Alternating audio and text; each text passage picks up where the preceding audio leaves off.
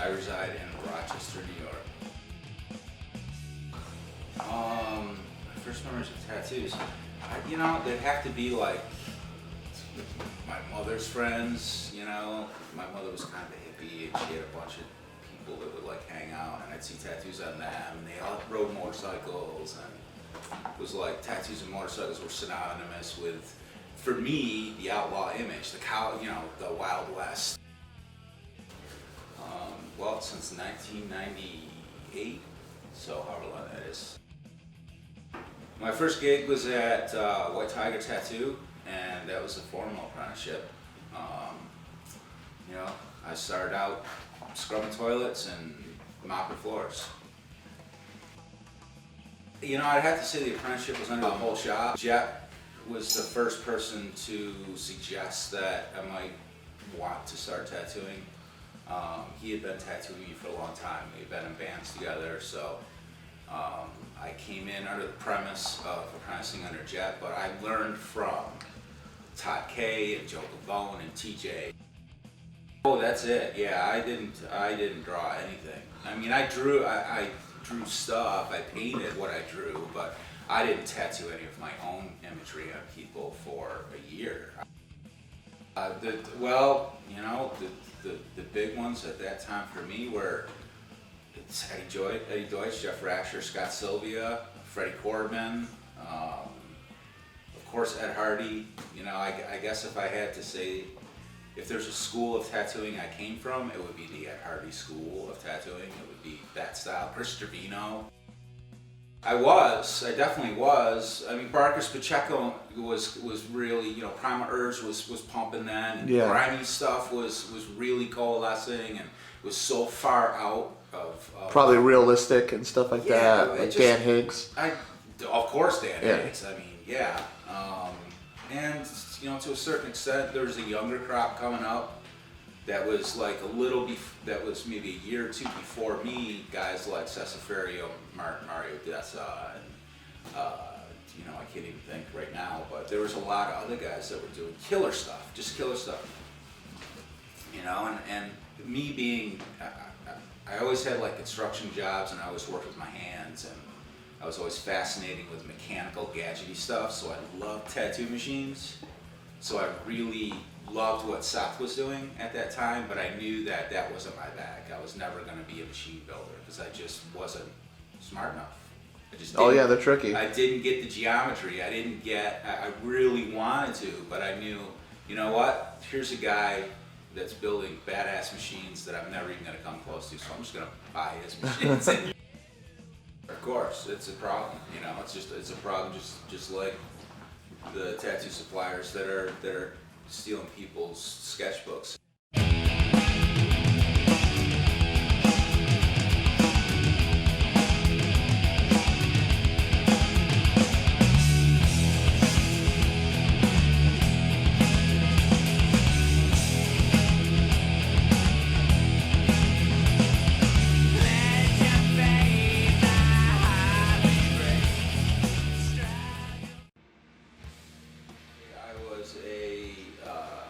I was an out-of-work construction worker with a broken back. Oh. I fell off a building installing skylight, and my doctor told me that I couldn't do that job anymore, that I'd be crippled by the time I was 40. So I was getting tattooed and telling my sob story, and the person who was tattooing me said, you've been drawing tattoos, and you have some interest in it since you're basically asleep at this point. Did you ever think of maybe trying to become a tattoo artist? And to be honest with you, the idea scared the hell out of me. I couldn't imagine doing this for a living. And what year was this? 97? 97, 98, somewhere in that range. But he indicated that they were looking for 3 apprentices because they were going to open a second shop. And I was one of the 3 that was chosen, and I was... Luckily enough, I was the only one of the 3 that made it through the process of the apprenticeship. And at the time, I had 4 children and a wife and a mortgage. How old were your kids at that time? Let's see. They were about 3 7, 9, and 12 or 13. Oh, okay. So they were. I think, So that's some serious pressure, you know, Yeah, to provide for your family. yeah. I went. I mean, I definitely did the fast track apprenticeship. I was tattooing within 9 months. Yeah, that's how mine was too. But you know, I had mouths to feed, and everybody at the shop was aware of that, and they helped me to achieve that goal. Well, unfortunately, I was only at that shop for about 2 years. I left that shop to open basically a custom, like West Coast style shop here in Rochester with Jeff, my teacher. I probably should have stayed at White Tiger for another 3 or 4 years to really hone my craft. I mean, anybody who doesn't do a street shop for the first 5 years of their tattooing is really doing themselves and their customers a disservice. Yeah, Because you don't really start honing your craft for the first, yeah. Well, they 5 say, years if you're lucky. yeah, they say like, you know, around, you know, the first 10 years is you just really learning to fit, you know, getting your flow, learning how your machines work, learning how to put a solid line down, Yeah. and then the 10th year and then after is when you start really developing your style. That's You know? that's 100% correct. Yeah. Yeah, we opened that shop in 2001, and I left in 2006 to open my own studio in my hometown, which is a little outside of Rochester.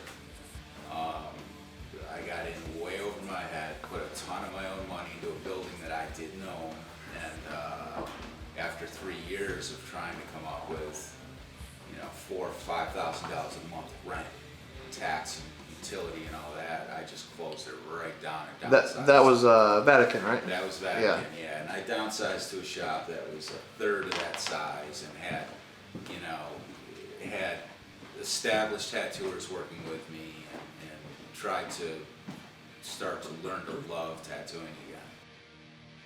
Was the first incarnation of Kamikaze. South Clinton and South Goodman in the city of Rochester. Yeah, the location was terrible. We were behind a movie theater, and within 2 weeks of us opening up, a really kind of sketchy street shop opened up directly across the street from us.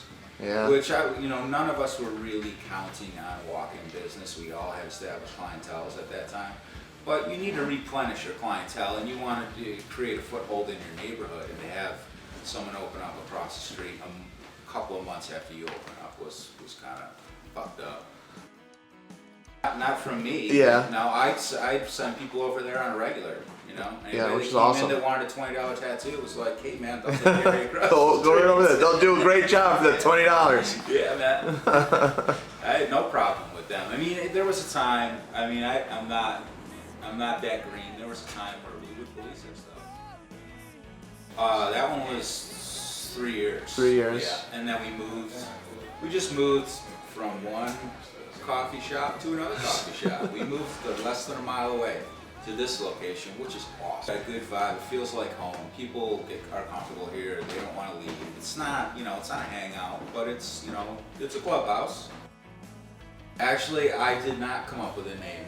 My buddy who I opened the shop with came up with Kamikaze, and he's a great dude. He's a guy who no matter what he does, he excels. Just that supernatural talent that you're so jealous of. I'm not jealous at all. I'm not jealous at all. Or you're just envious, I'm so happy for this dude, man. I am so happy for this guy. I like to call Kamikaze AAA Rochester. Yeah. Because we're like the farm club, man. Everybody that has worked for me has moved up to the, They've excelled. Yeah, They've gone on and excelled. And I'm cool with that, because you want your student to surpass. Oh, exactly. Well, that's You a big compliment to you. You know what I mean? Obviously, you're doing something that's just making these people learn more and more. I don't know. Either that, or I'm such an asshole. They want to get as far away from it as possible. Yeah, but obviously they learn something from the experience. You know what I mean? This guy, I knew him when he was a singer, and he was a singer in what is now one of the biggest metal bands in the history of metal. When he was cooking, he wrote the menus for 2 restaurants. Oh wow! They're two of the best restaurants in the city, and he excels at tattooing, and now he's on the West Coast, living in a real popular city, and working at a real cool shop. You know, and I'm probably just nailing it every day. and, You know. yeah, and I'm sure that he's having the time of his life. Well, that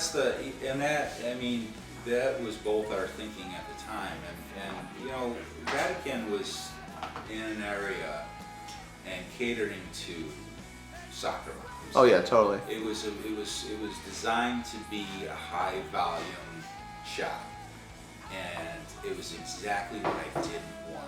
Yeah. I thought I wanted that, but what I really want is a throwback shop, a Yeah. shop that pays tribute to where we came from, because all this is art, man.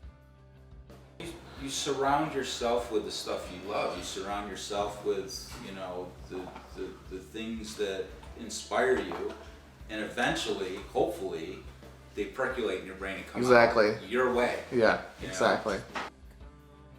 Dude, there's so many. You know, I'm Instagramming, and I always go to who I'm following, so I want to see who they're like digging. Yeah. And I'll be pulling up people, and they're just these beautiful tattoos, and I look up, and tattooing since 2011. Oh yeah. Tattooing since 2012, and I'm like, you mother. I don't ever want to tattoo again, man. I just want to go get tattooed by these dudes. Yep. You know, but I really just I get stoked on seeing my buddies doing well, doing good tattoos, and being happy. I love seeing what you're doing. I love seeing Jeff Cribb. He's one of my favorite people on the planet, and he's a great guy, great tattooer, and I love watching him travel and do his thing. And who else? You know, Chris O'Donnell blows my mind. Man, right off the bat, Malone for sure. Sir Rolo. You know, yeah.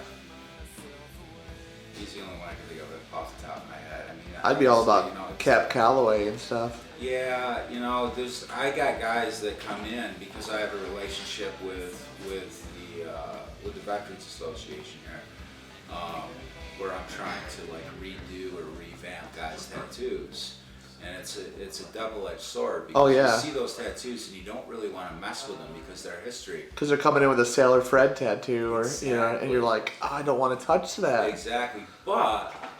And some, I mean, I've tattooed over Picky Young tattoos, man. You know? Yeah. I mean, I've had guys that were stationed overseas that got awesome tattoos that and you know, all they really wanted was that sense of pride back, that sense of belonging, that being in the club again. You know, these are guys that, you know, haven't been with their pals in 60 years. And it's almost like they're reunited, and they're doing their deceased pals the honor of like bringing that back, you know, recreating that moment, and that's touching for me. That's awesome for me, and I don't charge for those. That's the deal I have set up with them. You know, is that, you know, any tattoo that any veterans of foreign wars, I'm not charging because I have to honor their service. Pay some respect. Yes. Well, you know, you could go both ways. I mean, I addressed it a little bit before about how it's kind of taken the mystique out of tattooing. Yeah. It's also making it very popular, and I didn't get into tattooing for pop culture. Yeah. That's for sure. You know, I wasn't listening to Boyz II Men. You know, so I'm not. You know, I'm more of an underground guy. I'm more of a outsider. You know, mentality. But I'm not going to exclude people. I don't think people don't have a right to do this or be involved in it. You know, it only makes sense that people are drawn to it for the same reason I was drawn to it. Yeah, exactly. So I can't fault it to that extent. The tattoo shows, you know, I feel like they're exploiting. Yeah, and you know, I don't even watch those shows. I watched Ink Master this year because there were two guys on there that I just kind of wanted to see if they keep it real when they were on there. And which guys were those? Tony Hundal and Yeah. and they did. They did. So I was like, yes. Yeah. Tony was brutal. I loved it. He was awesome. Yeah, I thought he was great, man. And you know, I was just like that. You know, there's some Texas Justice Warrior in there. Yeah. The TJ bought me my first machine. It was a brass Coastal Walrus. Do you know how many times I took that thing apart and put it back together? Oh, At least 40 times. Yeah. In a 3-week or 4-week period. Yeah, I had a National Swing Gate. There you go. I used to just break it apart Yep. and put it back together, and it ran like shit when I put it back together. Yeah. You just keep Doing at it. Yep, yep. It does create that, but I won't do that. It's like, how many tattoos have you done? Yeah. Because I've been doing this for about 15 years now or so, and I think I know a little bit more about it. than Yeah. you do. The worst is when you're tattooing somebody and their buddy is telling you how to do the job. Oh yeah. Then it's just like, well, do you want to finish Yeah. the tattoo? Well, to the up and coming tattooer, my suggestion would be is to find another occupation. There you go. There's too many of us right now. Way too many of us. And everybody else is chasing everybody else downhill. There's Yeah. very few people in the art world of tattooing that are breaking new grounds. Yeah. It's all starting to look the same to me, honestly. And I'm guilty of it too. Yeah. Everyone is. I'm by no means saying that I'm Reinventing the cutting wheel. edge. Yeah. I'm just tattooing people, just trying to make people happy with what I do. So yeah, if the up and comers, go do something else. You don't get paid a whole bunch of money. And it's a lot of hard work. Yeah. And if you can't put in the work, then you shouldn't be in the trade. Exactly. Again, I hate to call it trade, but you shouldn't be doing this. Yeah. Eat, sleep, dream, Yeah. masturbate tattoos. Basically. For the customers, I'd say, listen to your tattoo artist. They've been doing it a lot longer than you, and they know what looks good. Go to a reputable shop, find somebody who's been doing it for a while, and ask them very nicely to create something beautiful for you. And then, show up on time and be cool and tip them out. Well, thank you, Tom. Awesome. I appreciate it.